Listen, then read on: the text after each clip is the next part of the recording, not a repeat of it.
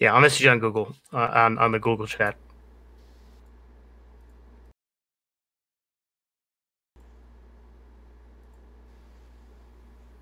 Yeah, I'll message you on Google, on the Google chat.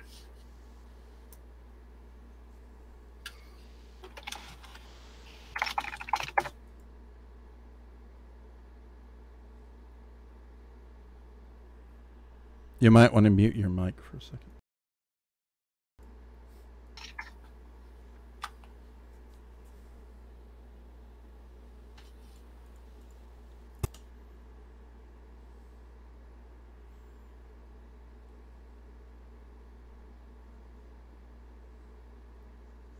Welcome to Gamers Uplink Live.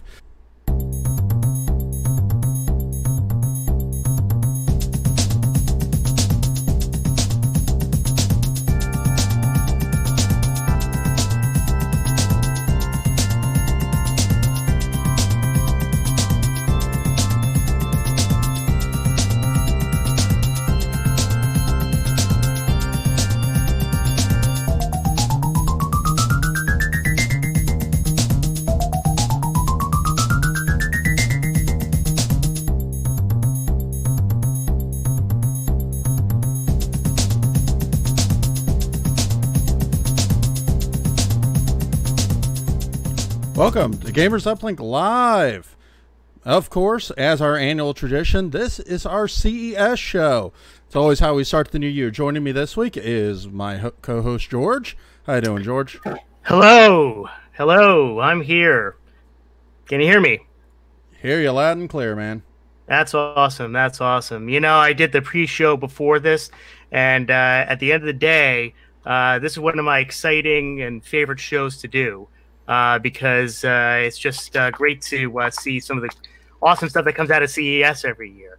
I mean, I remember doing this back in 2018, and it just the stuff that was what came out from the retro gaming pieces to the TVs and even the the computer components of PC just blew my mind. And this year especially, I could tell you that a lot of the stuff that I've seen.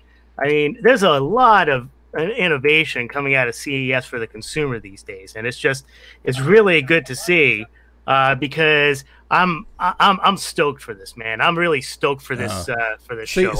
CES is my jam. Even though we're a gaming site and E3 is supposed to be our big thing, and it is, we're going to be doing an E3 show this year, I promise. Yep. To me, CES is kind of like it is like the Golden Globes, where the E3 is kind of like the Oscars, because you can't have gaming without the consumer electronics to go along with it, because Absolutely.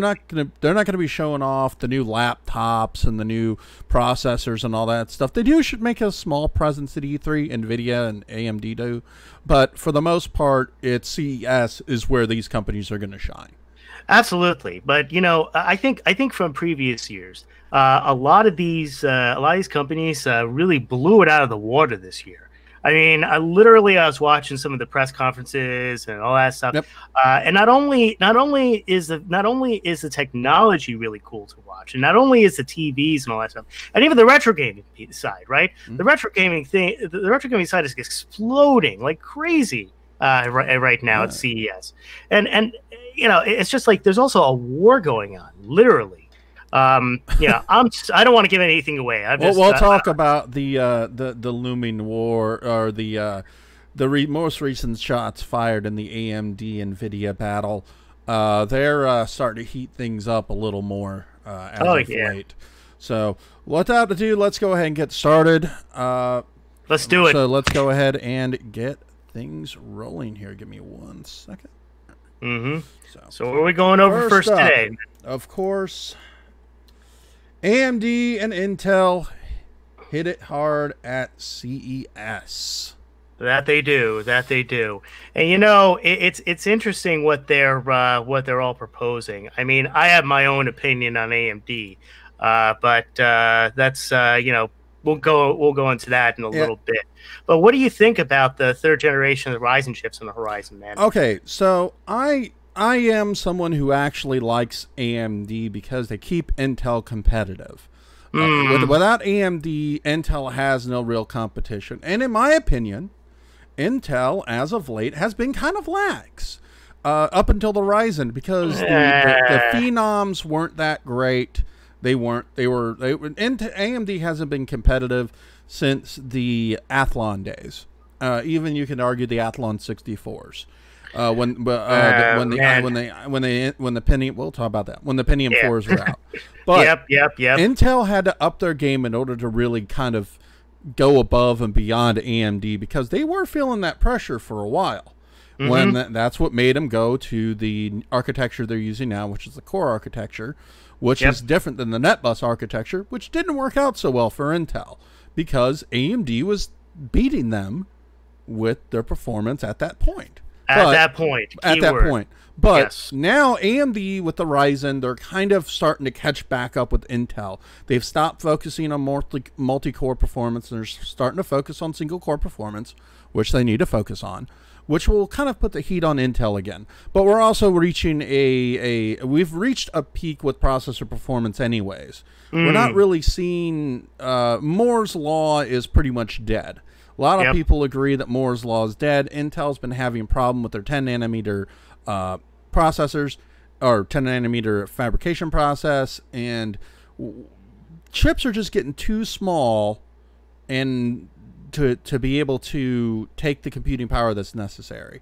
Or rather, we can't get any smaller than we're already at unless they start stacking things on top of one another, which is a process they're talking about, is being able to stack dies on top of each other with this 3D process. But we're not talking about that in this episode. So, yeah, AMD showed off their new Ryzen, the 3rd generation chip, coded Matiz, I think it is. Yes. That's their new 3rd generation Ryzen. They're also showed off their new mobile part, which is the Raven Ridge, which has integrated graphics, which you can say what you will about Intel and AMD, but AMD's always had a better advantage with the mobile graphics in terms of integrated graphics over Intel. Intel's integrated graphics have always been bad. Ever since AMD bought ATI, they've led in the integrated graphics. In fact, AMD or ATI or AMD is teaming with Intel on some of their integrated graphics stuff, and they have a partnership on that. We announced that at last year's CES. Intel's not that great with graphics, but I think they finally said, we've invested enough money in that. The Larrabee didn't go anywhere, and they've invested a lot in that. You know what I say before I hit it hard with AMD. You know, you think about Nvidia, right, and all their stuff.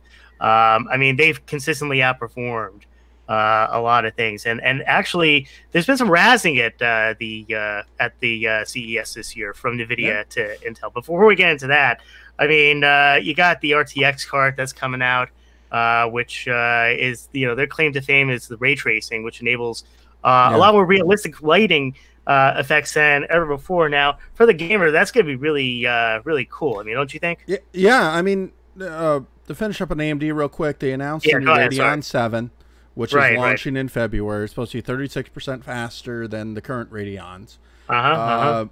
Don't know if it's going to be able to keep up with NVIDIA, to be honest. It's not. It's not. No, it's not. You know... The new RTX cards are supposed to be quite a bit faster than the current generation. They've had a few hiccups, but they've got some new revisions coming, which are going to fix that. And they've also got a new excavator line. They love the bulldozer thing. They got a new excavator line for Chromebooks, which, I'll be honest, that's kind of interesting to me because I like these low-power Chromebooks. They're really nice for kids, and they're really nice for people who just want a basic laptop. You know, the netbook thing. This is the modern netbook, is the Chromebook. And AMD does make some decent processors for that. Intel's offerings, the Atom, were never really that impressive, but AMD's low-power offerings are usually pretty solid. Granted, nowhere near like with the regular performance computing parts, but their low-end parts are usually a bit better than Intel's in terms of power consumption, and they are a little bit better when it comes to performance. But then again, Intel doesn't really care about that market that much. They don't. And, you know, the thing is that the Chrome, I mean, that's a valid point. You know, I think I saw a Chromebook in the workplace once, and you know, they're popular with old people. they're oh, you have no idea. I mean, not to sound biased in the whole thing, but it's the truth. It's actually an easy to use computer for an older generation of individuals. I mean, I saw a coworker at a company I worked for a few years back. He replaced his Intel based Windows 7 computer that was carrying around. It was an HP. It failed, and he ended up going to a Chromebook. And I asked him, I was curious. I queried him and asked him, well, what makes it better? And he showed me a few things, but it wasn't really that impressive. You know, you go to stores these days like Best Buy and all that stuff. They're relegated to the side. You know, they're not. It's not something the consumer actually buys. They're usually mixed in with the other laptops. And there's usually about maybe like half a display full of them, or half a aisle maybe dedicated. Right. There's not a lot, but you know, they serve a niche market that people who don't want a laptop and don't really want a tablet, but don't want to go full in, because they're pretty cheap. They're what, $200-300 on average. They're not that expensive. So, but you know, they serve a purpose, and for that, I applaud them. And Google has that market locked down. Others have tried. There have been Linux machines that have tried to get into that. There are those low-cost Windows machines, which are really bad. It's Google. The thing is, I still am wondering what purpose that actually serves, because I have yet to see a true purpose for a Chromebook besides some of your basic office tasks. I mean, think of it this way: you have back in the 80s and the 90s, you had some of these, or even just like the netbooks. The netbooks were a fad. Everybody needed to have a netbook, and then eventually that went away because they were pretty much useless. Yeah, my wife wanted a netbook. I got her a netbook like several years back, and it had like a weird off version of Windows XP, which ended up freezing like crazy. I then installed Linux for the netbook. Things run great on Linux. Yeah, and it worked out a lot better. I mean, but of course, it's now sitting in my closet collecting dust. But at the end of the day, at least I got a little bit of use out of it. But you know, the thing is that this is historic. It's like they're trying to figure out a way to do to develop an appliance that is appealing. But we're not at that point anymore in the market. We are, you know, we need to be, you know, we all are tech savvy. You know, we have the iPads, we have our laptops, you know, we have our gaming systems, and the TVs are getting smart. The TVs are getting smarter, which we're going to get into later on in the show. At the end of the day, there's no point for Chromebooks. And look, to you guys in the chat, please let me know. I mean, I see a comment from Robin. You know, he's saying that gaming is becoming hot in the Linux community. Chromebooks are great for that. I mean, we can get into gaming and Linux. I mean, look, we've talked before. Linux gaming has always been a pipe dream in my mind. Yeah, you know, it had its heyday a long time ago. In reality, nobody's developed anything for Linux. Steam OS is pretty much dead. I know Steam still says it's out there, but nobody uses it. It's Windows on the PC or the consoles. That's it. You know, or Macs. Well, computer. Either it's the computer, which is PC, or Mac, or even Mac isn't really that well supported by many games. But, you know, it's either Windows or it's one of the consoles. That's pretty much it. But not knocking Linux now. I'm a Linux user. I use Linux. I have nothing but respect for it. I just think it's a consumer OS. Linux is not there. We've always heard about people going to Linux. These countries went to Linux, like Germany, I think did, or some other company. They couldn't come back fast enough. But moving on, Nvidia showed off their new RTX 2600 line or 2060 line. Which is $349 and it's launching pretty soon. The RTX is what George was talking about. They use ray tracing engines, which are freaking impressive. Let me show this video right here. Hang on one second. This is actually a real-time demo NVIDIA did of a Porsche. And the big thing about ray tracing is lighting. So rather than just taking a texture map and placing it over the top of the object, the reflective surface, like you'll see in most games, or you know they'll literally just mirror something. It actually bends light and bends light and changes light like you'd really expect it to. So all those reflections of light that you're seeing on this Porsche are in real time. That's awesome, man. Yeah, That's awesome. And this is a game changer because this is what keeps video games in my mind from looking realistic is lighting. You can get as many polygons as you want and facial features, but things don't look right because the lighting just doesn't work. Yep. This is going to be able to create photorealistic graphics once they get it worked out. Now, I'll say this full disclosure, Nvidia, it's not, this is the first generation to do it. It's there, but they still got a lot of refinements to go. Not a lot of software support right now for it. There's a couple of games. I think the Battlefield has support for it. There's a handful of games that have support or are either being added or they're going to come out and have support for it. But performance hasn't been that great with it. But again, it's a work in progress. I mean, you and I were early adopters of 3D accelerators from the Voodoo and GTX days, or GeForce days, or even before that, the TNTs. You know, performance wasn't that great. You know, everybody takes for granted this whole, you know, oh my God, you get like 60 to 80 frames a second. Man, I was lucky if I can get like 30 in Quake. I was lucky for 20. Yeah, in 640 by 480. Yeah, we were lucky if we could get that half the time. So don't. It's a work in progress to get this to where it's going to be at, but NVIDIA's going the right route because they are putting in 40 new laptops are coming out with it that will run on a 2060, 2070, or 2080 RTX. Nice to see they've already got the mobile parts out there. You know, NVIDIA usually the mobile part is a mobile variant of a generation back. This time NVIDIA's going forward and saying we're going to be putting it in the laptops with the desktop part. So that's going to be impressive. And to me, the second thing NVIDIA is doing that's really good is they are going to be they're opening up their G-Sync standard. G-Sync is what allows the monitors to essentially adapt the refresh rate so you get less tearing in your graphics and gives you better refresh rates and some better response times on monitors as well. They're opening it up to be able to do what's called GeForce compatible. This is big because right now the only two standards are FreeSync, which is what ATI uses and AMD uses. Sorry, I keep saying ATI. AMD uses, which is an open source standard, and the G-Sync standard, which is closed source. And there is quite a bit of a premium, although I will tell you from my personal experience, G-Sync is better at what it does than FreeSync. Go figure. You know what? NVIDIA has been doing it right forever, and this is. I wouldn't go that far. There have been some stepping stones. Look, man. You see, the GeForce 4s weren't that great.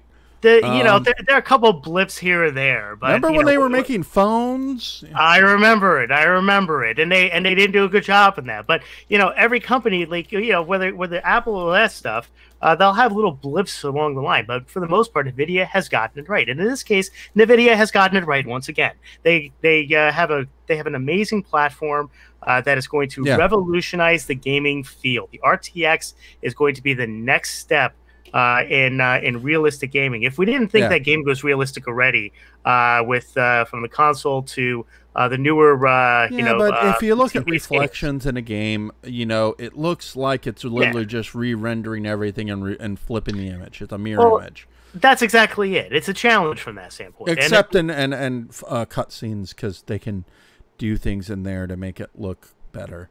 Yep. I mean, look, at the end of the day, it's one of those things that differentiates NVIDIA in my mind. They're going to be, you know, the RTX card, again, is going to be a game changer that will allow for more realistic gaming. Again, if we didn't have a realistic gaming already, from that standpoint, and it's going to, you know, you're going to see a big shift in how on how game developers treat these things. This is a true game changer. It's a disruption piece, and NVIDIA has been known for trying to disrupt the industry. You know, we talk about some of their failures, the GeForce 4 and the phone and all that stuff. No, GeForce 4 is not a failure. Probably, in my opinion, their biggest failure is trying to get into the computing market. They kind of are in the supercomputing market, but in general computing, they've been trying to do that for years with the not the Teslas, because the Teslas are the high-end line. Tegra, with their Tegra chips. And while they've made some dents, the Switch runs on a Tegra, which is probably their biggest claim to fame. Most people don't know. Yeah, it runs on that. You know, the Shield tablets and the Shield line hasn't been that great. The Tegra line, it's okay, but, you know, Qualcomm and Samsung have that pretty well wrapped up in that market. You got the Quadros, which are their workstation line, which I will say this, the one advantage ATI has is their Fire GL line is actually a little bit better than Nvidia's when it comes to workstations. You mean AMD, right? Oh, yeah. AMD's Fire GLs in a lot of areas are sometimes better than the Quadros. But that's the workstation cards. Because although I haven't looked at them lately, I just remember Fire GL were pretty impressive back in the day. I don't know, man. I mean, you know, we talk about AMD quite a bit, and you know, I alluded to earlier about what happened at CES, right? Yeah, I mean, the CEO of Nvidia said that their GPUs are underwhelming. The performance is lousy. There's nothing new, no ray tracing, no AI. It's 7 nanometers with HBM memory that barely keeps up with a 2080. If we turn on DLSS, we'll crush it, and if we turn on ray tracing, we'll crush it.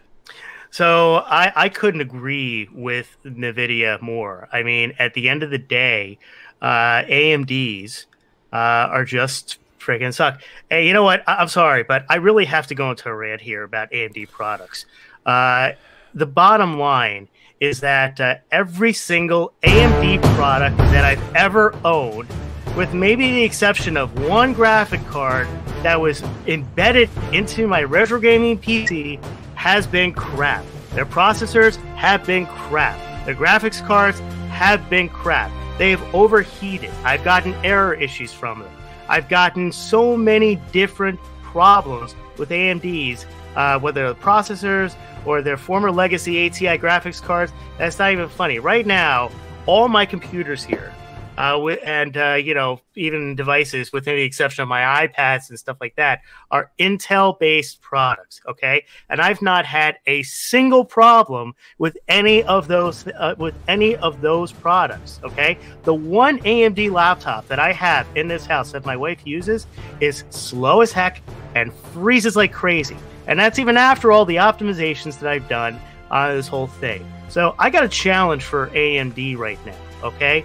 I got a challenge because right now AMD, to me, I mean, look, I've watched so many different videos, from Linus Tech Tips to, you know, even Louis Rossmann, who does Macintosh repairs, a very famous YouTuber. He even put together an AMD Ryzen, and I'm thinking to myself, why? I don't get it. All right, the problem is that the AMD line is just not as viable as Nvidia or even Intel. I mean, Intel is a lot more stabler platform.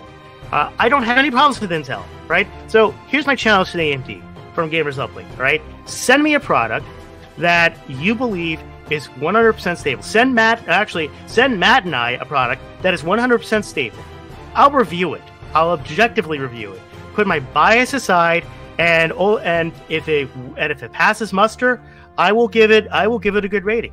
But until that happens, AMD is good. The last AMD product that will ever be in here, with the exception of a legacy ATI product in my Retrogaming PC, is that laptop my wife has. It's, you know, the second I get her something new, well, if you own that thing is going to be or PS4, you got an AMD. Yeah, you know what? At the end of the day, I make some minor exceptions to the rule because, you know, in the name of gaming. But at the end, AMD products. There's a reason why AMD products suck, and it's because they don't have the proper quality control. They don't spend as much R&D as all these other companies out there. I wouldn't say they spend as much R&D. I think their priorities were different. Yeah, like I said earlier, the big difference between AMD and Intel was AMD cared about multi-core performance.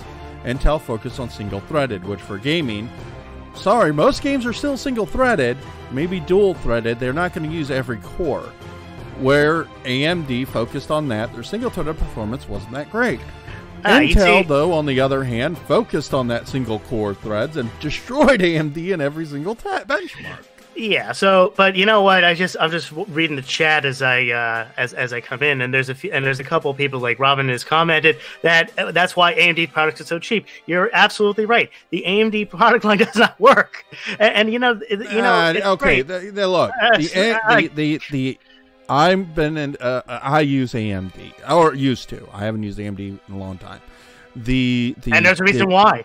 Yeah, the K6 line was great. It wasn't as good as a P2 or a Pentium 2 or Pentium not as good as a Pentium 3. But it worked for a low budget PC, and I could do quite a bit with it. The Athlon line, though, in my opinion, was the first challenge to Intel.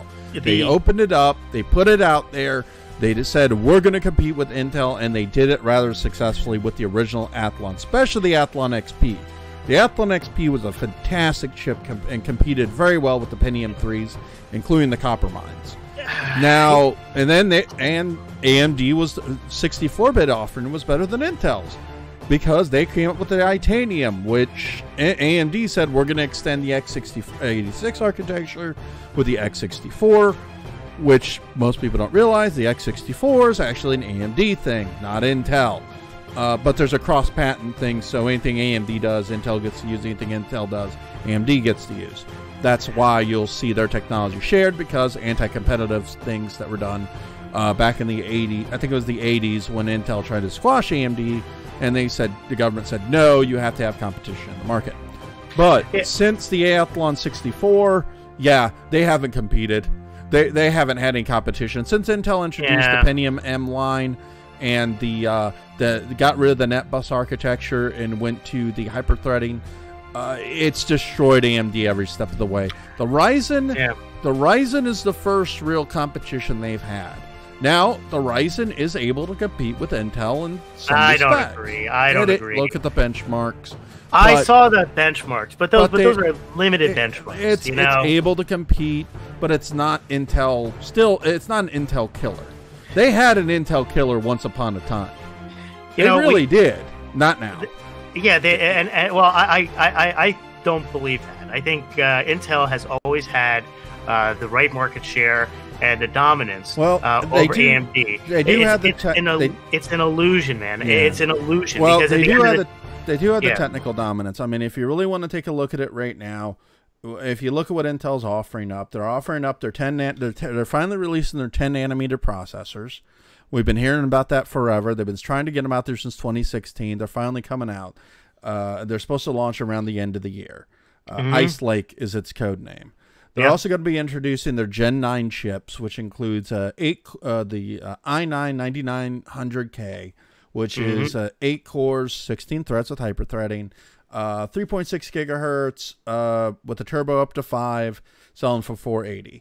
They also got the 970K, which is the i7 variant, which is 8 cores, 3.6 turbo to 4.9 for $373. And they have the i5, which is also 8 core, 6.7 gigahertz base speed with a 4.6 gigahertz turbo for for around the same price. Yep. So Intel's offering still some great entries into their product line, and they haven't had any real performance boosts because they've been stuck with, I think they're on right now 14 nanometer, I think is what they're still using. So until they can get to the 10, they're kind of reached that they can't get past that TDP they need to get past. They can only use so much power. There's a lot of issues until they get to that. They also got their Core X entry, which to me is freaking insane. 16 cores, 32 threads. That's selling for almost $1,700. I've never understood the thread rippers and those. That seems to be the new thing with AMD and Intel, are these thread ripper things. But in practicality, I see, other than Bitcoin mining, maybe, I see no purpose in these things. They're not really up our alley. They're not really great for gaming because you're not using all that power. In reality, the single core process, or the single thread performance is what matters and will always matter when it comes to gaming. You know, I agree with you on that. And at the end of the day, even with the Nvidia processors coming out, you know, the interesting thing is that you know, it's you know, you talk about Moore's law, and that might be the opportunity where both sides do catch up, and we see something interesting. But so, you know, food for thought. You know, we keep talking about how we're supposed to be in the future with virtual reality and all that other stuff. You know, this might be a prelude. VR is a fad. Yeah, I know your view on VR, man. We've talked about that so many times. I mean, you know, the thing is that I think we're going to skip VR and go to the Star Trek holographics at this point. But can you what? Can you get? No. I think that Robot Chicken skit when they invent the robot. Yes. But you know, I think I think at the end they're gonna, you know, we have this power. They're gonna find something to do with it, and we're gonna see some innovation come out now. Yeah. So my take on this is that you know, just like Nvidia, Intel has been doing it right, and it's evidenced in the fact, you know, we had a comment on our chat that this individual's desktop is 8 years old, and they're running an FX 4100 quad core still, right? And it's still running. I have a dual core, a Core i5, a Core 2 Duo here. I'm still running an Ivy Bridge as my server back there. Yeah. The only reason I swapped it out for a newer processor was because I couldn't live stream and game anymore. If I'm just straight up gaming, that Ivy Bridge works fine. That's what, about almost 7, 8 years old now. Yeah. I mean, and to me, that we haven't seen processor technology. To me, hasn't evolved since the original Nehalem architecture came out. That was when Intel finally integrated the memory controllers onto the die, something AMD was already doing, by the way. When they finally did that and integrated the memory controller in the die, decided to finally complete the ripping off of AMD and created a better product. Dude, you are a hidden AMD fanboy. Admit it. I'm not hidden. I am an AMD fanboy. You're an AMD fanboy. All right. Yeah. So if you want me to prove George wrong, AMD, send us some products. Let us review it, and I will prove to him how awesome you really are. Yeah, but and also awesome is Alienware. Now, I know a lot of people, Alienware, ugh. You know what? I love Alienware. All my computers are Dells. Or Alienware. I have no problem with the OEM stuff because, let's face it, this day and age, it's cheaper to buy OEM than it is to build your own. It really honestly is. Plus the support contracts and all that. I have no problem with Dell. I have no problem with Alienware. You know, you can say they're overpriced. Yeah, I agree. But this laptop is pretty cool. Got this over from right now. The laptop they're introducing is the Area 51M, which has upgradable CPU and GPUs. Now, this isn't like the little breakout box thing that we've seen before that they already have that plugs into a little port in this. You put the graphics card in it, it plugs into like this docking station. You can use the graphics adapter. No, Dell's created their own standard where you can actually swap out the GPU for a new one with what they call the DGFF, the Dell Graphics Form Factor GPU. So they've also done that. They've also made it to where the CPU can be hot swapped. Easily. Most CPUs you can hot swap anyways in any laptops because they are not integrated into the board. A little screwdriver and suck it right off. But that's how that is. Now, the interesting thing to me is this isn't the first time we've seen this. No, George, you and I are old enough to remember when when portable computer manufacturers said you can upgrade. Yep. I remember. You know, and by the way, for anybody who wants to, you know, chat We welcome people on the Hangout. Please, by all means, send us a message on Facebook, and we'll send you the link. Go to Facebook, go to Gamers Uplink, send us a message on our Gamers Uplink page. We'll give you the link for the Hangouts, and you can join us live. You don't have to have a webcam, but we prefer it. But, if you want to join in on the conversation, everyone is welcome. That's the point of this show. That's why we do it live. And no, unlike other live streams, we don't make you pay a fee or anything like you contribute to Patreon or pay something. No. Always open. You can join at any time. Although we wouldn't mind, but anyway. No, if you want to send money, I'm not going to complain. Yeah, I'll take do we remember these things? We do. When the Compaq, the old Compaq, one of the first Compaq's first computer was upgradable. It was a portable, luggable, 14-pound behemoth that actually could use full-size ISO cards. Yep. And then Falcon Northwest, I think, was one of them. And I think Alienware may have actually been one back when they were just Alienware before Dell bought them. They also made it to where their laptops had parts that could be swapped out real easily. But now they're trying to do it again. George, do you think that this is something that's worth doing again, or is this just a fool's errand? They all these people have been chasing. It's like chasing Amy, right? They've been chasing it since the first computers ever came out. The portability, from, as you mentioned, from the Osborne to the IBM portable, Compaq, Apple. I owned, as a kid, I actually owned one of those big Apple portable computers with the small screen, maybe this big. And I've owned laptops. I use laptops mostly now. And there's always been some degree of upgradability on these things. Like you can swap out a hard drive here and all that stuff. I like the fact that you can swap out a GPU in this, but honestly, I'm not sure that any company has gotten right. And so from that standpoint, I think it's a cool laptop. I don't know if you flashed up the bumper for that, which showed the photo. Can you just flash up the bumper real quick? And show that up? Yeah, because I think people need to see just how stylish this computer is. This is a nice looking laptop. It is. I mean, look, Alienware makes some pretty stuff. Like I said, I've got some of it. It is.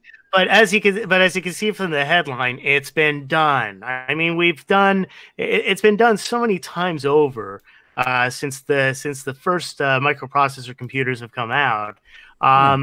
Is anybody ever going to get it right? I mean, did Alienware get it right? I mean, I don't know. We'll have to see. I think it's a good effort. I think the fact that the GPU is swappable is a good good thing. But I don't know. Yep. And everybody else shut off their laptop lines. Now, we're not going to go into laptops. I'm sorry. I may disappoint some people, but be honest, other people did coverage, and I don't care one bit because they're all the same parts. Yeah, they got a new Yoga or something like that, or some new fancy schmancy display or something. They all use Intel, they all use AMD, they all use Intel or Nvidia. They're all the same innards. They're all just going to be their specific take on the specific on those platforms, except for Alienware, which was doing something different, which is why we discussed it. But we've already talked earlier about the mobile parts and stuff coming out from Intel, Nvidia, and AMD. So I don't see a reason to spotlight particular models because, let's face it, you're usually going to buy what you like. Most people are brand loyal when it comes to them. I'm not going to fault you for that. I am. George is. A lot of people are brand loyal when it comes to laptops. I'm not necessarily brand loyal when it comes to laptops. I mean, all yours are Macs. Look, dude. The only reason why I went Mac is because I don't like Windows 10. You go Mac, you never go back.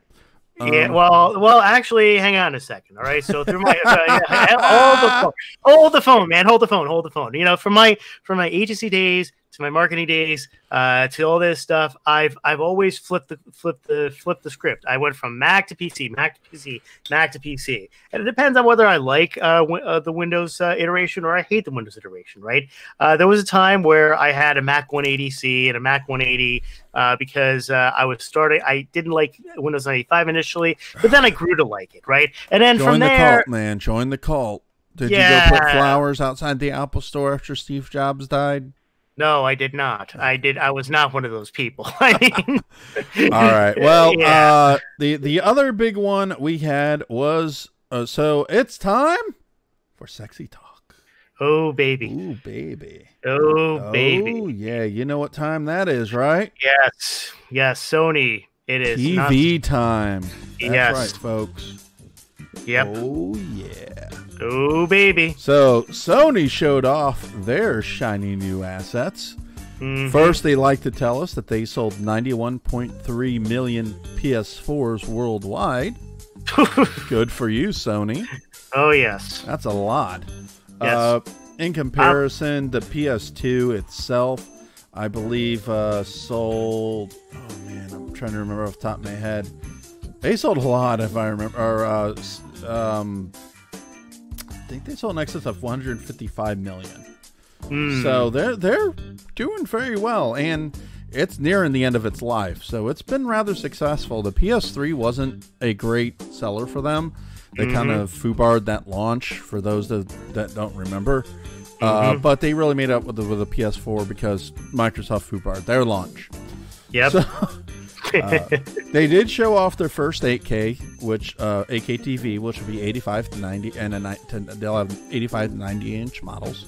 And they also showed off one new Blu-ray player that will be a 4K UHD player with Dolby Vision. That's pretty much all Sony did. They didn't have a really big presence this year, surprisingly. Yeah. So again, yeah. Sony, not so bony. Not so bony for sure. But I have to question a few things. First, obviously, with the PS4, I'm not one of those 91.3 million. I didn't buy a PS4 I am. yet. You are. You see, you're an AMD As of fanboy. March. Sony. Yeah. I have to. I'm thinking about buying one. I had an X-Bone beforehand. So. Fun. Yeah, you see, I got my Switch, I got my Switch, and I've not invested in a one. Right. Yeah, I got a PS3. I've not invested in the PS4 yet. The last console I actually invested in was a Switch because I thought it innovative, right? And you did a review back on the Legacy Techno Ramble. Yeah, exactly. I got one of those too, man. I got it sitting right here. You want to show? Look, I'll show you yours. If here you show at Gamers me Uplink, we don't diss Sony. We know Sony is the Nickelback of consumer electronics.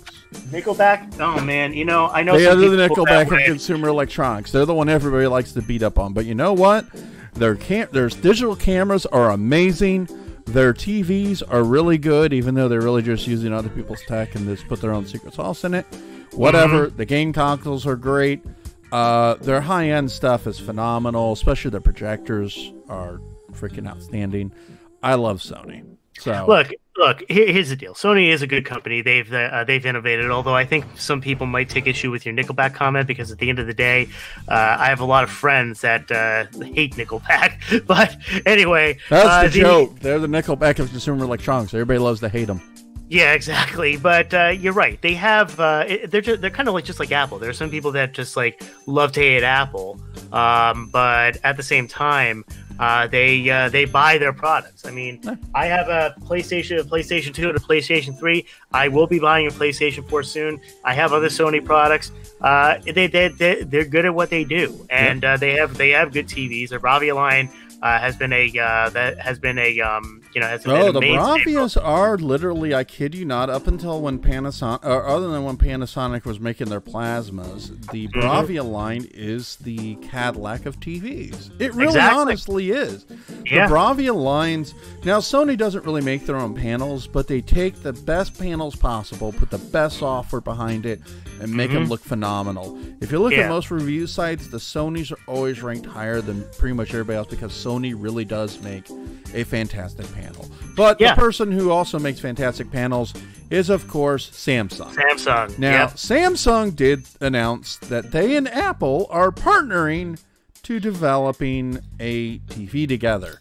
And that's insane. That is insane. Yeah, that is freaking insane, especially considering the liability lawsuits that you've seen in the past, how they've been at each other's throats over the iPhone. The fact that they're partnering up right now to bring in that whole thing is interesting. Apple's tried to make a TV. They've been trying for forever, for forever they've been trying to make a TV. As long as I can remember, since the iPad, I think even when Jobs was alive, they were trying to make a TV. They just couldn't do it because, let's be honest, they can't make a panel. They can't control that. They'd have to outsource that part of the tech. So why bother if you have to outsource the panels? Why not just go with another manufacturer, another OEM, let them make the panels, and then you can license your technology to them, and then just make money off the licensing, which is exactly what Apple's doing with both Samsung and LG. They're saying we're going to put iTunes inside of TVs so you can watch iTunes videos, and put AirPlay 2 inside of, they're going to be AirPlay capable, compatible as well. So here's the interesting thing about that. This comes at a time, beyond the cusp of the lawsuits with Samsung and all that stuff. And then from that standpoint, the other side is that iPhone sales are significantly down. Their flagship product that they've relied on for the past 10, 15 years they're just it's causing an issue. I mean, look, I'm not touting the fact that I am an Apple fanboy, but I have my iPhone 7 here. Yep. I've owned it for about good 4 years, and it's lasted quite a bit of time. In fact, this battery pack you can see is pretty worn out. It's another Apple product. The rubber is worn out, but the battery pack itself has lasted quite a long time. But then the thing is that Apple builds reliable products, but what they do, and people don't realize it, is that they build it off of the backs of other companies. They iTunes, before it was exclusive, I should say iTunes, QuickTime, and all these other products, before they were exclusive to the Apple line and the Macintoshes and all that stuff, they were on Windows PCs. And at the end, you could still get even iTunes. Originally, when iTunes came out, it wasn't in Windows, but they had to kind of give in on it because people were complaining. For actually the first Apples, I think you could only plug them into. They weren't USB. The first iPods iPods were not USB. They weren't. They used a special cable that had to plug into Apples. Firewire. Firewire. Oh, they were Firewire, and the software was only on the Macs. But they ended that. But at the same time, we'll get into a longer conversation on Apple in a future show. We're going to do one on Apple. Yep, but definitely. I don't think this is going to be Apple's saving grace. I really don't. I think this is going to be another folly in Apple. Let's face it, they haven't done as well as they used to. The watch hasn't been a success. That speaker, the AirPod or whatever, that's a joke. It's just a Sonos, Alexa, Google Assistant ripoff. Yep. They used to actually make products that innovated. They didn't revolutionize, but they kind of innovated and made it consumer accessible. They're taking products that are already consumer accessible and trying to make their own spin on it. That doesn't work for Apple. They took the phone. They took the smartphone, which consumers weren't embracing, made the iPhone. They took the MP3 player, which the consumers weren't embracing, made the iPod. They bought a company and made the iPod. They took the tablet that was big in business, big in medical, not so much in consumers. They introduced it to the consumer market. Now they're like, we got nothing. What else are you going to do in the consumer market? Everybody else has pretty much shored that up. Other companies have come in and usurped them as the king of phones. You've got the watch, pretty much Fitbit and Garmin and other high-end watch manufacturers have that shored up really well. They don't have much, and they're kind of floundering without jobs. And I think we're going to eventually see Apple's bubble burst within the next 5 years. Well, it almost did. If you remember, when before Steve Jobs came in, when Steve Jobs came back to Apple, there were 30 days from bankruptcy. Yeah. He literally slashed, dashed, and diced it away. He got rid of clones that were causing the company. Brand. Yeah, which I actually, from that standpoint, I have a clone. sitting in my family's home, which I'm going to make part of my gaming museum here. But this is par for the course with Apple. All right, they've been trying to reinvent and reinnovate around products that have been released for so long that they've run out of options. Now they're going to translate themselves to try to become more of a services company. That's what the word is out on the street. Will it work? That is literally the $64,000. Is that Street Electric Avenue? I'm sorry? That Street Electric Avenue? Electric Avenue. Get down to Electric Avenue. Gonna take you higher. Oh, yeah. Anyways, Samsung's not one, as we mentioned. You know, you've got Alexa and the Siri. Yep. Samsung's not one to be out of that game. They are using their Bixby digital assistant, which is Samsung's version of the digital assistant. Their idea is to tie all of their now this is the difference between Google and Amazon.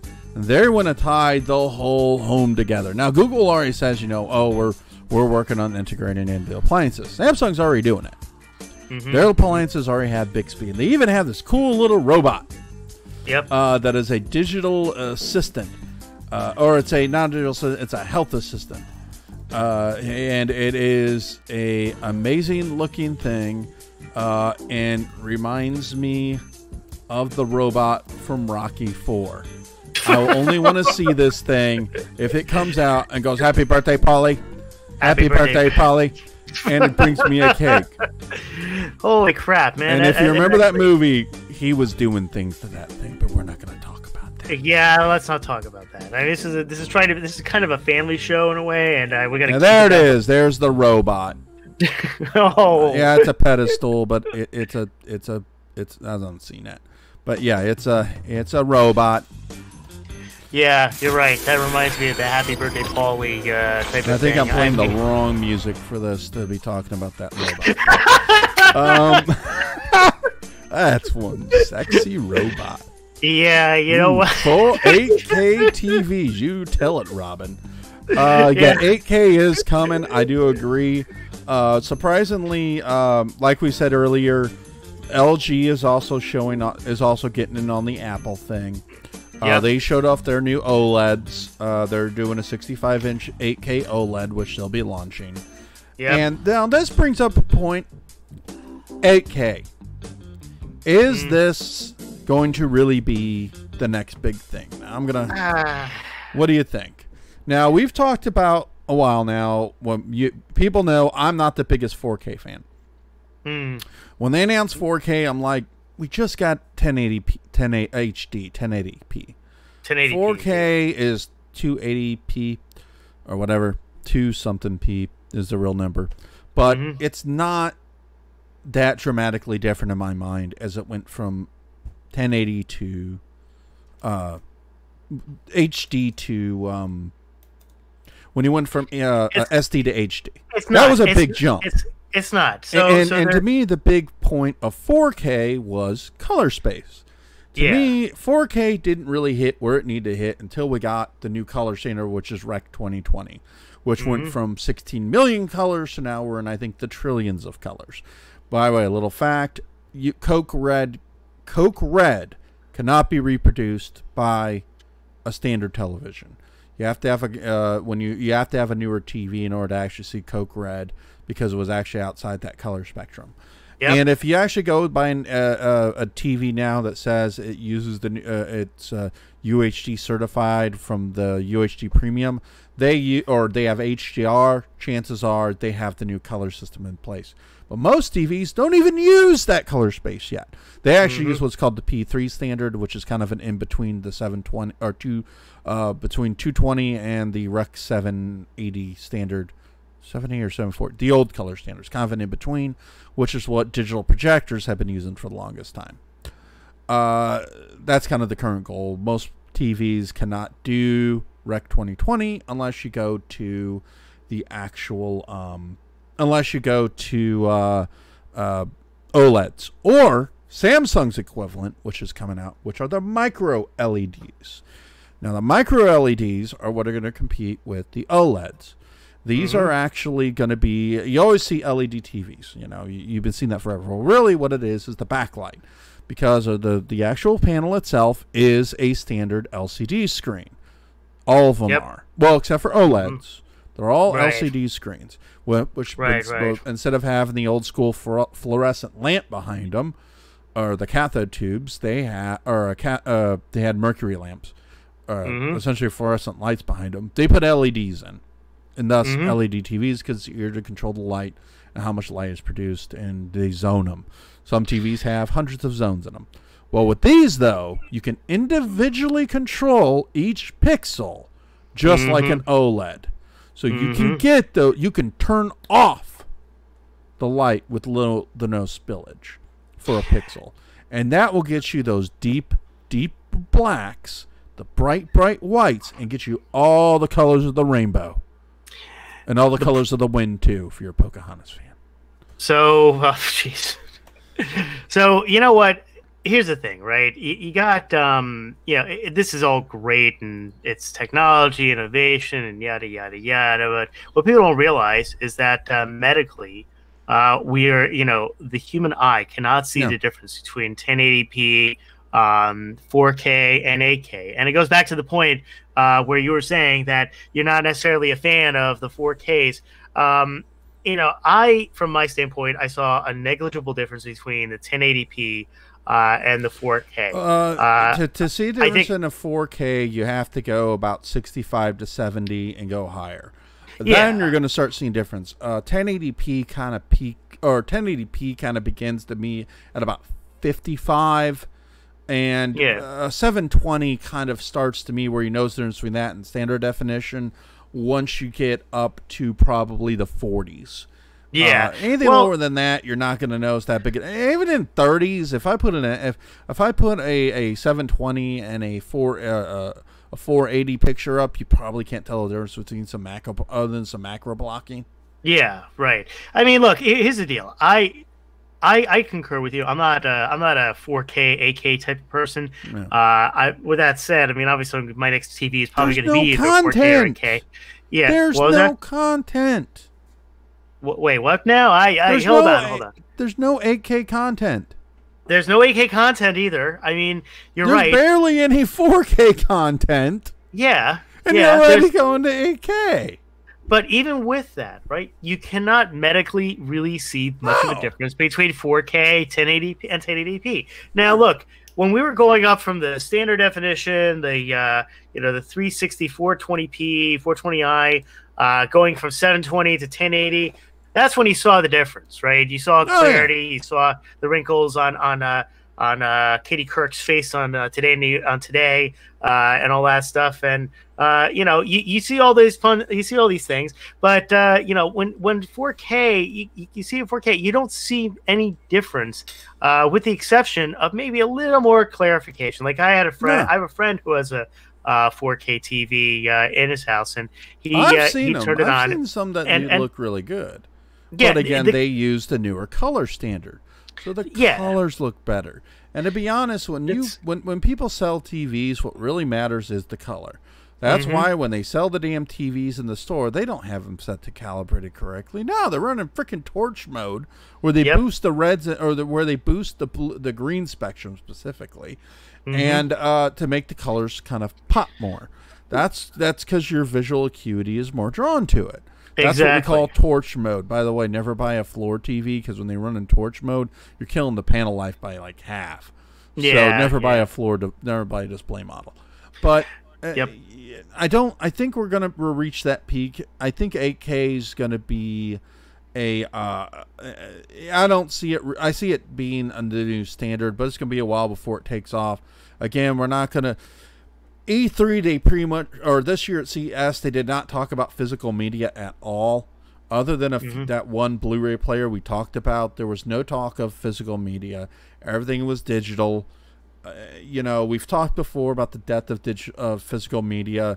It seems like this year at CES, they really want to ensure that happens, especially since there's a lot of the companies there have a lot invested in digital. Amazon, Google, Apple.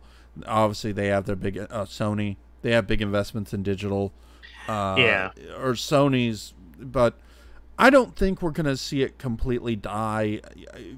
Blu-ray is a miraculous technology in which you could probably make Blu-rays still that are 8K. You can increase space because they're you can add multiple layers to a disc. In fact, the 4K UHDs you have now are just 4 layered Blu-rays. Yeah, they are. They're 4 layers. I think you can get up to 8 or some 16 layers on them. So, and to me, 8K, you're going to be taking a lot of bandwidth. You're going to require a lot to watch it. Over the air may come down. We don't have NTSC 3 still out there, which is supposed to be 4K compatible.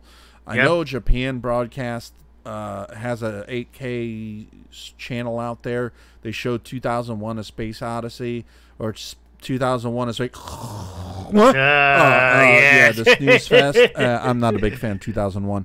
Near George. It's a boring ass movie. Beautiful movie, shot real well. Boring as hell, but it's an acquired taste, my friend. Just like Star Trek: The Motion Picture, or as I like to call it, Star Trek: The Space Odyssey. Yes. We're moving into that. I don't think we're going to see. What do you think? Do you think that we're really going to see physical media die at this point?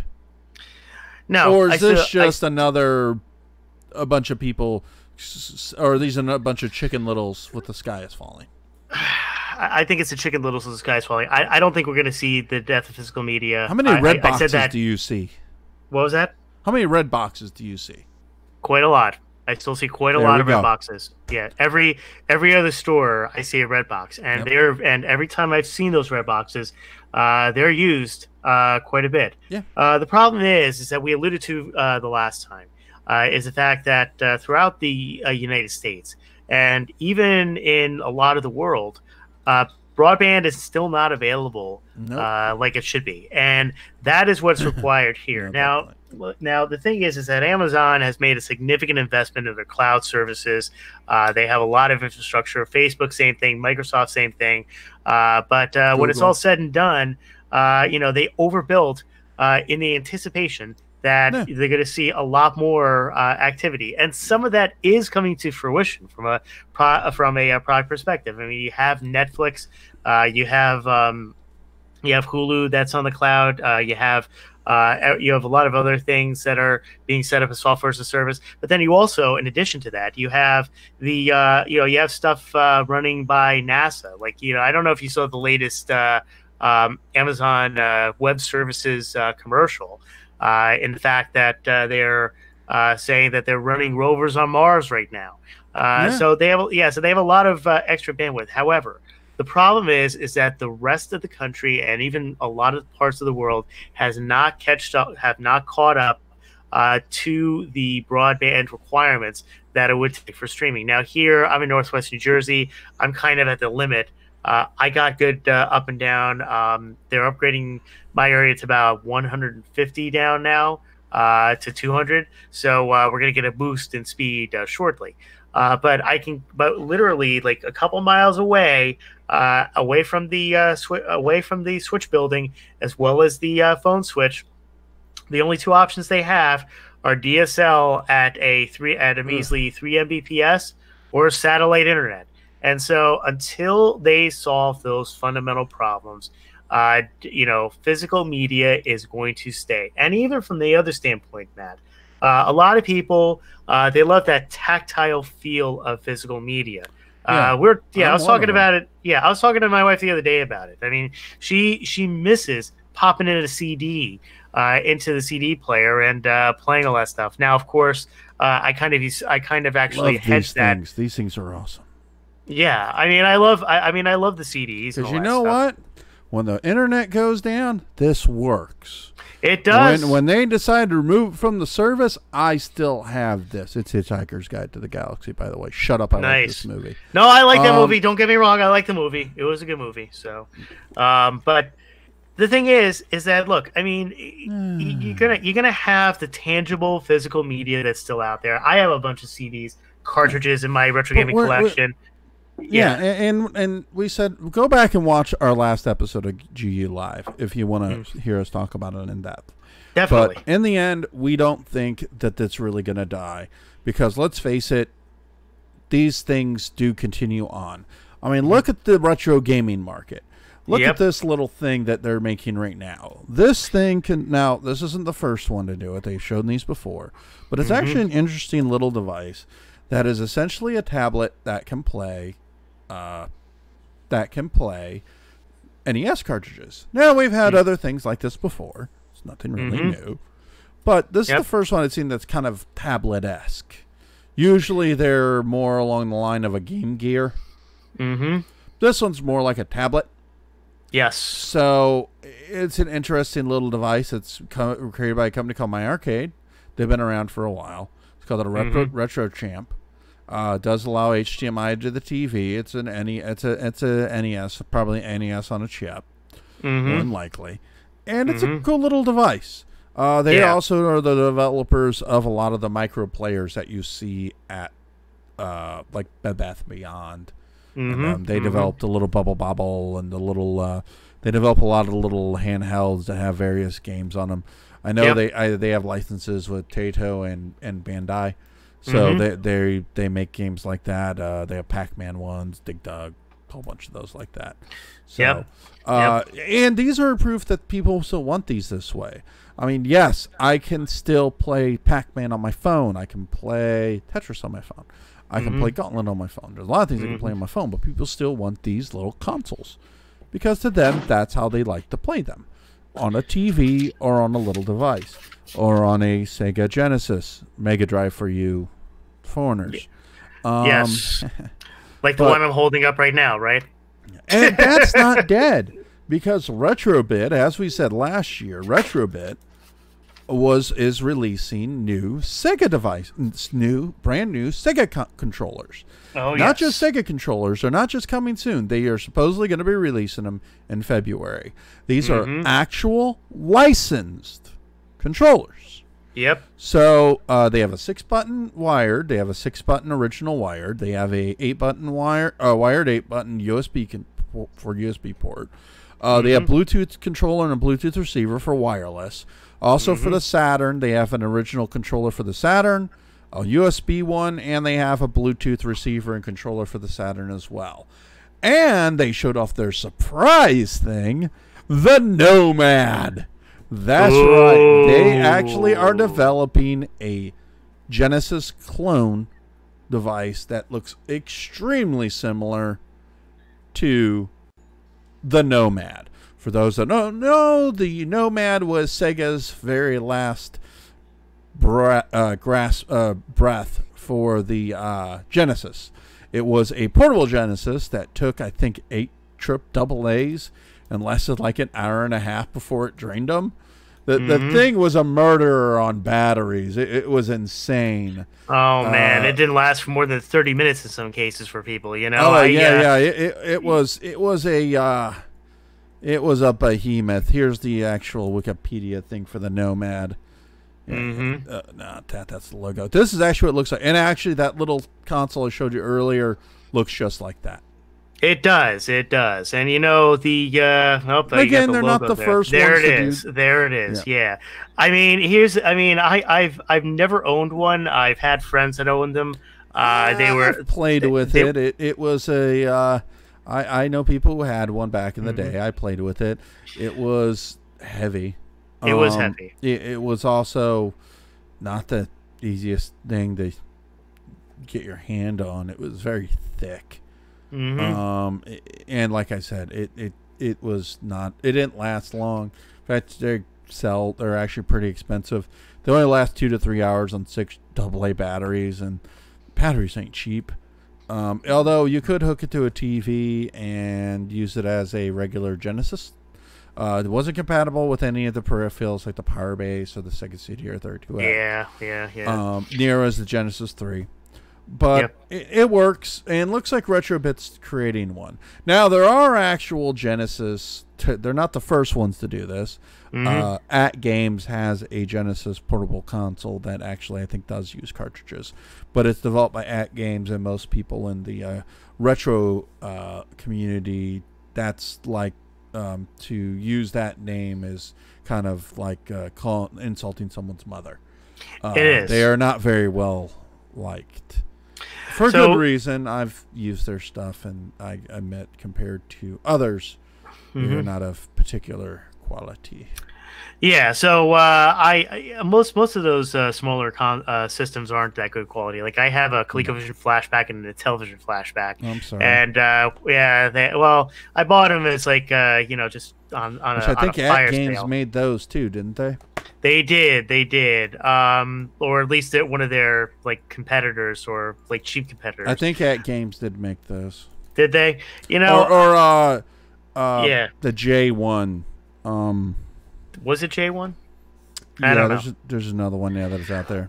You know, they're good. They're The good Atari systems. flashbacks were made by At Games. Fair enough. Perfect. So they're good for people that want to enter back into retro or want to re-explore games that are no longer in production. But if you're looking for the true experience, at games is not where it's at, and No.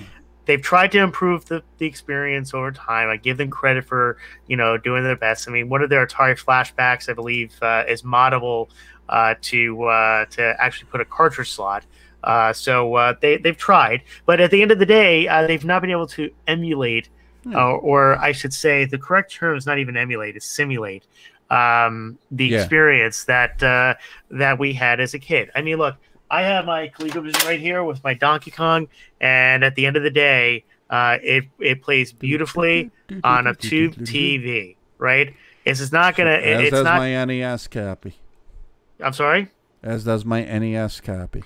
Exactly, and so when I look at that, I play the emulated version, all that stuff. Now, I'll put a caveat on that. The RetroPie and all that stuff. If you get it working right, then it's very good. We're not quality. talking about that. Yeah, no, I know, but nevertheless, Look, we're going to get into a whole discussion on the retro console fad, or the compilation consoles later. Yep. Yeah. And we'll talk about that. But Yeah, the good so- thing is too, Retrobit's also partnering with companies and producing new cartridges. Oh yeah, it's which great. I really like. They are the ones. I think they're the ones who are behind the Holy Diver and Joe and Mac.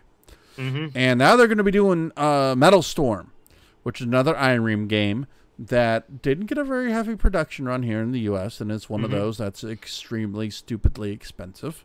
So they're going to be releasing that in an NES cartridge. Personally, I love that they're doing this. I agree.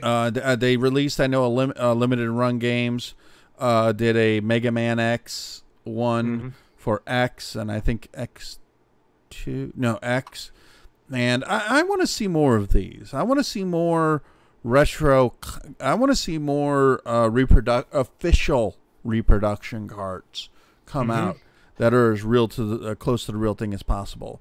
And Retrobit's actually getting into the N64 game with some new N64 controllers, which are pretty nice.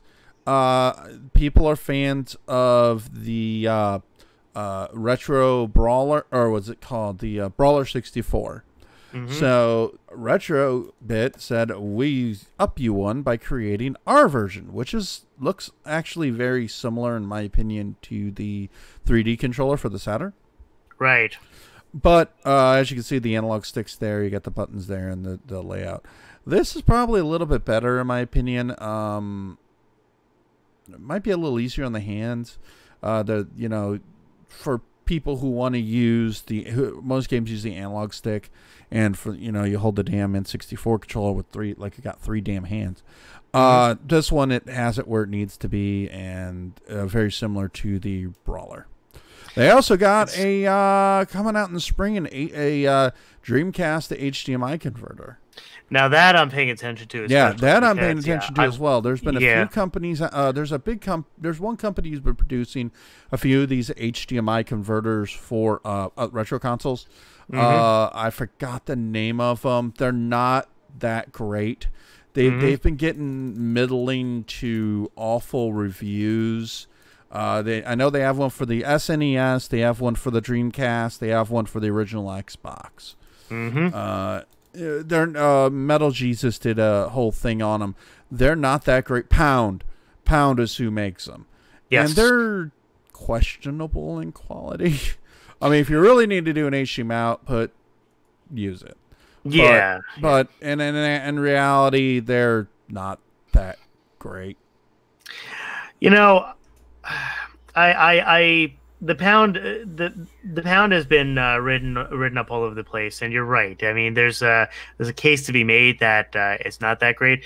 I'm definitely watching this HDMI adapter because when it's all said and done, it's something that it's something that I love the Dreamcast. Okay, I will fully admit to being a Sega fanboy. All right. Yeah, I'm more Yeah. Nintendo, but In fact, I I love might be Sega. more of a Sega fanboy than I am a Nintendo fanboy We're no to an longer extent. friends. Maybe just a little bit more than that. So to me, I think the fact that they're producing new peripherals for the Sega consoles Oh yeah, are great. I You wish know, Nintendo would get in on from that. yeah. Now we talk about the Nomad. We talk is that's gonna be really cool, and I think from a Yeah. collector's perspective, it's gonna be a short-lived piece.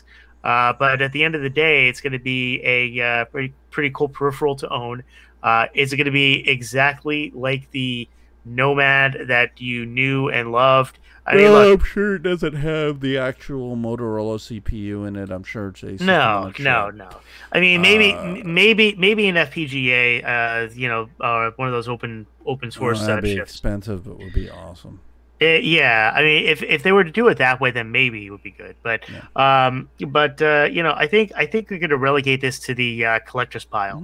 Mm-hmm. So if people are going to buy it and display it on their museum of video games, like I kind of have set up here on the side, and at the end of the day, maybe cart it out on occasion for parties or something else, and that's what it's going to do. But aside from that, Retrobit Gaming has been, my understanding of their reputation has been kind of like hit or miss with some of their products Yeah, too. they're kind of like Hyperkin. Their Exactly. stuff is hit or miss. I have some of their controllers. They're okay. They work.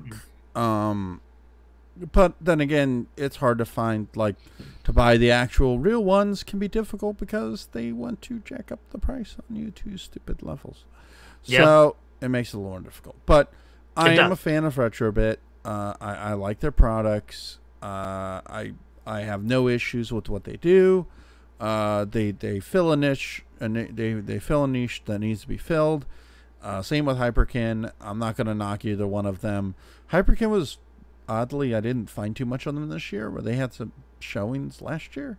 Yeah, they were rather quiet this year. I've noticed but myself. again, they'll probably announce something later, so it doesn't really matter. So.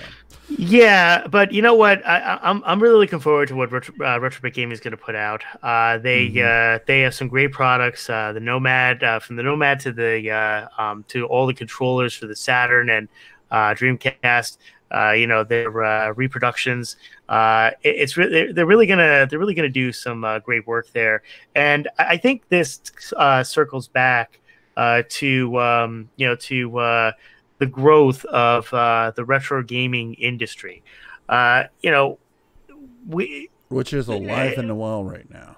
It is, but you do question as to whether or not you're going to see that whole industry kind of bubble up and burst, similar to what happened in the video game crash in 1983. I think we'll talk about this in depth later because we have a show planned on that. I think we'll see the market go down. I mean, there are some games that are stupid expensive. Earthbound. Earthbound. Aerial Fighter. There's a few that are really stupidly expensive. But, yes. In the end, when we're not going to see them probably be as bad as they are once we start getting the market is going to be once we start having more of these kinds of reproductions, official reproductions coming out. Things like that for collectors, I think they may gravitate more towards that than the originals because they're like, these are new, these are shiny, these are cool. Yep. They're limited run, they're much cheaper price. People will be more inclined to buy those. And they're official. So that's just my opinion. So as that happens, we'll probably see the market kind of teeter quite a bit. A lot of retro gaming stores are closing because they can't keep the doors open. We always see them on eBay, but a lot of people, they can't sell them because they're asking for stupid ass money for them. It's what it is. So It is what it is. You're We'll right. see what happens. So E3 2019, George. What do you think overall?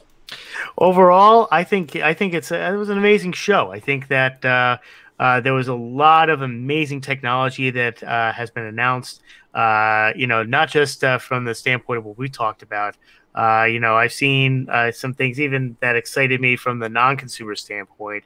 I saw an instant coffee maker that might give Keurig a run for its money. I think it's made by LG, and they Yeah. won an innovation award. I saw I know that that's not necessarily something that is a consumer grade, but the wall TVs are really cool. They're cool to see. I don't see it as a practical use for us, but it's still nevertheless. No, I've always Yeah, considered them rather gimmicky, but yeah, they are yeah. what they are.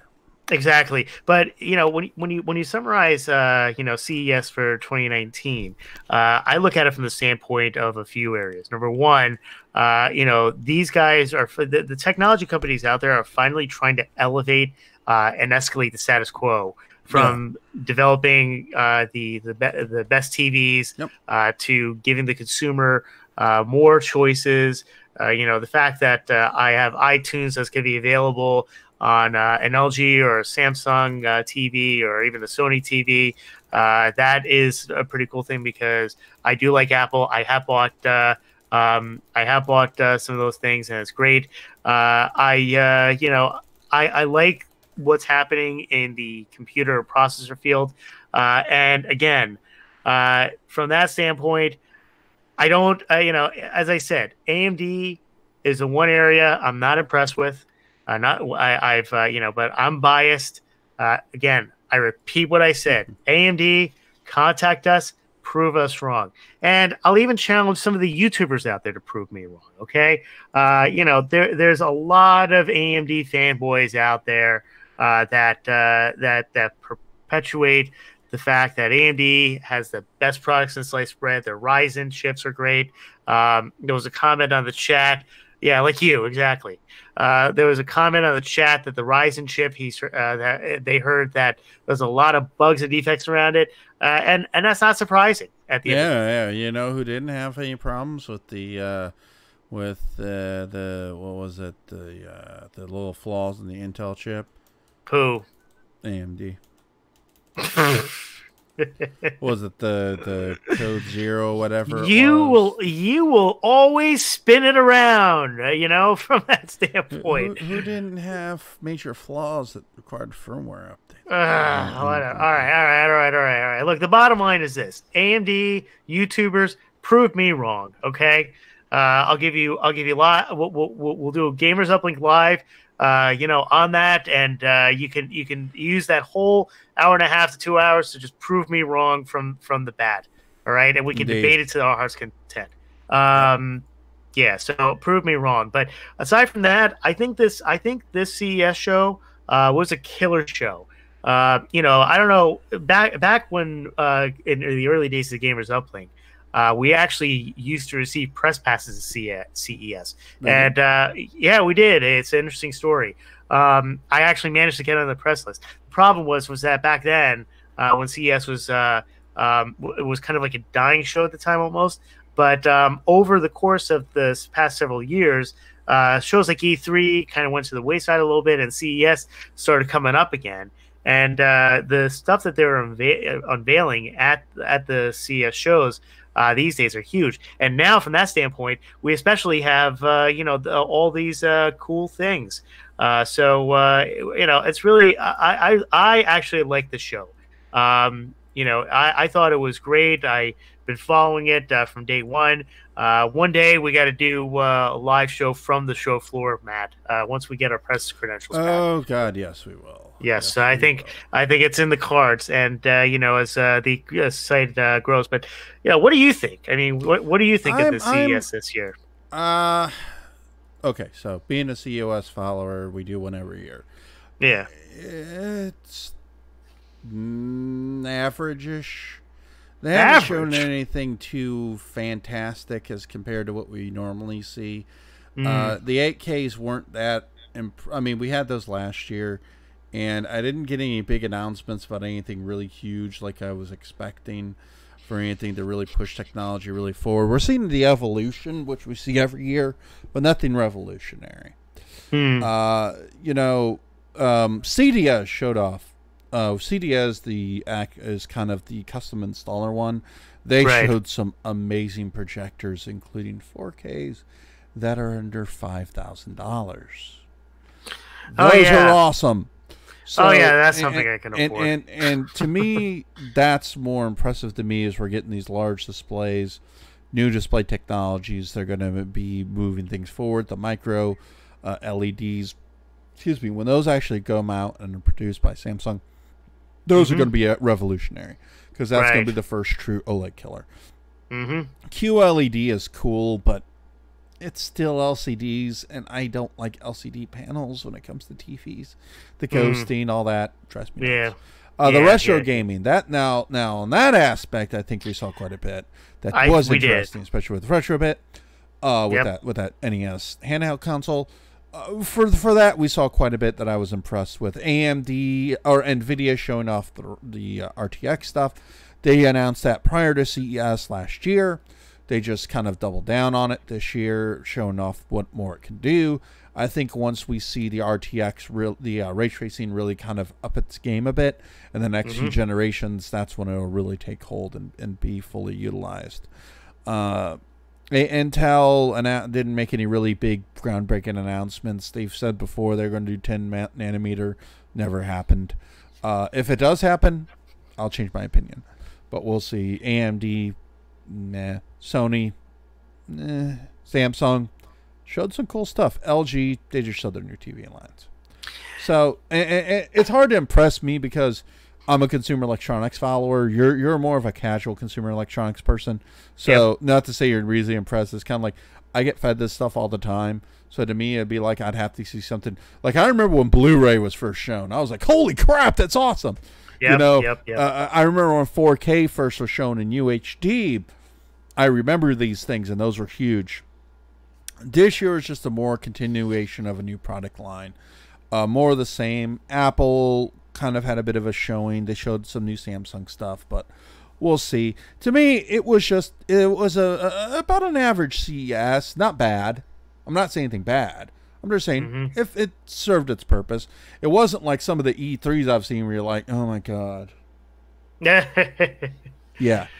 Everybody clap. Everybody clap for the same crap 3 years running. For the next Call of Duty game, you got the one guy going, woo! Well, he had some of those going on here. I mean, yeah. Hey, we did a CES one year, a couple years ago. We did a live stream of the Samsung one. We didn't talk about TVs and stuff. We were impressed with the damn dishwashers that had the water wall thing, and they showed that year was the first year they had that. That stuff was cool. Now you see, man. I as long as it gets my my dishes clean, that's what the point is for me. But I mean, I can see that you think that might be cool. But for me, you're right. I am somewhat of a casual consumer technology follower. But at the end of the day, there are things that I see from this CES versus the others, and that is kind of pushing the gambit forward. Now, I will grant you some arguments here where with the TVs, they may not necessarily be as truly intuitive or quote unquote sexy as we would like, and I really have my doubts about 8K still. It's when they're actually putting the panels out, I'll start saying things. Yeah, exactly. Right now they're saying they're going to release them. When they come out, I'll be impressed. Then I'm not too sure what's going to be in the 8K spec. That I want to see. What are you doing outside of increasing resolution? Because, like I said, resolution's great, but there are limits. To me, color is where the bread and butter's at. We're still not fully utilizing that. So. Yep. All right. So that wraps up our CES 2019 coverage. Yes. Let us know what you want to talk about next time. We have several listed topics. We're going to probably put out a poll later and let you pick the next topic. So we're going to do that. interactivity is always big. Tell us what you think of CES. Come in the Gamers Uplink on Facebook. Let us know what you think, and also let us know in the comments below. Yep. So, yep. So that wraps up CES 2019. Thanks everyone for watching, and everyone have a wonderful night. Take care, guys. Till then.